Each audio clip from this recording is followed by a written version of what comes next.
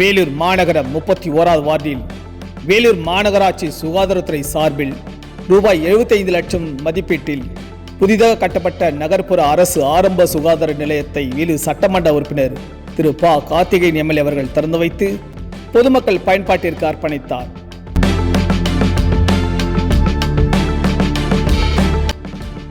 வேலூர் மாவட்ட ஆட்சித்தலைவர் திருமதி சுப்புலட்சுமி தலைமையில் நடைபெற்ற புதிய கட்டட திறப்பு விழாவில் வேலூர் சட்டமன்ற உறுப்பினர் திரு ப. கார்த்திகேயன், வேலூர் மாநகராட்சி மேயர் திருமதி சுஜாதா, மாநகராட்சி ஆணையாளர் திரு லட்சுமணன் ஆகியோர் கலந்து கொண்டு குத்துவிளக்கு ஏற்றி புதிய கட்டிட திறப்பு விழாவை சிறப்பித்தனர்.